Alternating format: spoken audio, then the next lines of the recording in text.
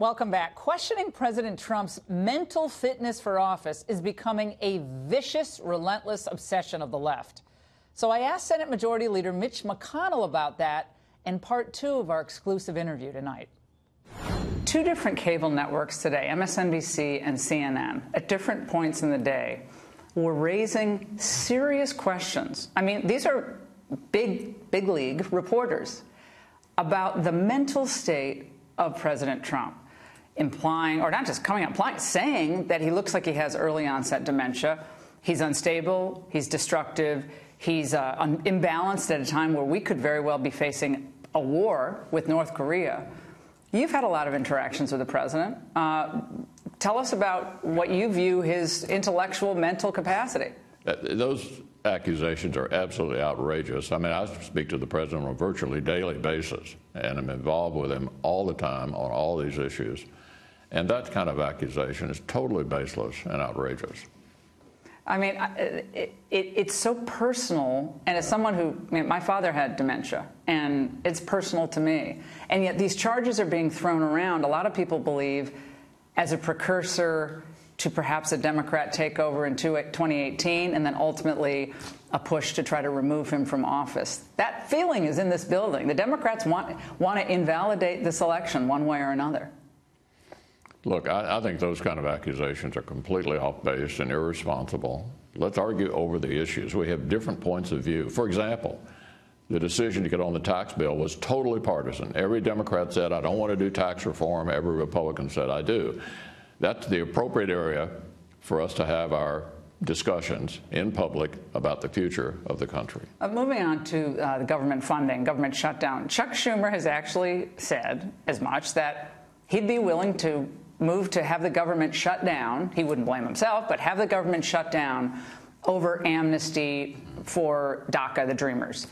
And yet in 2013, he said this. Don't hold the American people hostage simply because you're so sure you are right and everyone else is wrong. Would this be political suicide for the Democrats to shut the government down over amnesty for illegal immigrants? I think that'd be a pretty dumb place for them to end up, and I don't think in the end they will end up there. The president has said he's open to a DACA deal. Tom Cotton, Senator Perdue have this idea of the RAISE Act, which would have a whole bunch of things in it, including ending chain migration, which is like a 70-30 issue. It's really not a political issue. You know, every Mexican who comes into the United States on average brings 6 family members. For every 2 green card holders or legal immigrants, they bring in 7. So most Americans are saying that's too much. Would you tonight commit to making that part of any future DACA amnesty? Yeah, I agree with Cotton and Perdue. The president has given us till March to deal with the issue of DACA. And the question is whether you're just going to do that and nothing else. I'm in favor of doing something on the DACA front. These kids came here through no act of their own. I think they have a legitimate case to be made. But I don't think we ought to just do that. A chain migration, doing something about the diversity lottery. There are plenty of changes to the legal immigration system that should be added to any kind of a DACA fix that we do. Do you think the election was a mandate on passing immigration policies that are geared more toward the American worker? Would you agree with that? Well, I think clearly immigration, the president made that a front and center issue. I mean, the wall, which we're still trying to achieve for him, was only part of it. And I think there is a great interest in changing the legal immigration system. By the way, I'm sure you share my view that legal immigration is important. My wife, the Secretary of Transportation, came here at age 8, not speaking a word of English, and legal immigration has been an important part of America for over 200 years. And assimilation. Yeah, our entire existence.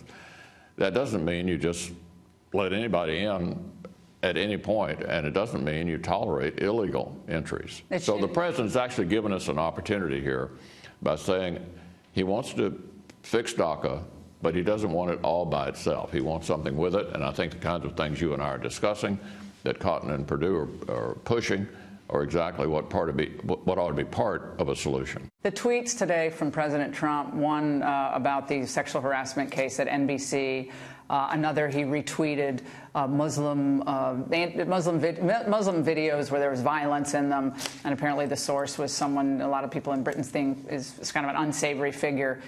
Do these tweets make it more difficult for you to get stuff done here in Congress?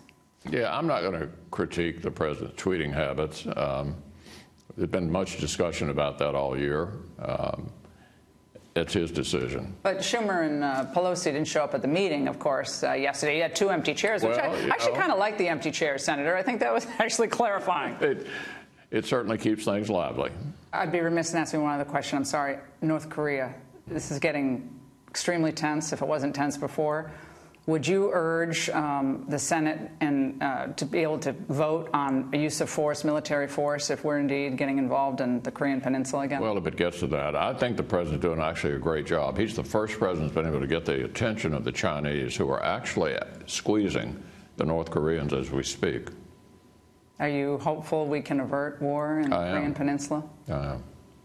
Senator, thank you for all this time. Thank you. It's terrific. Come back soon.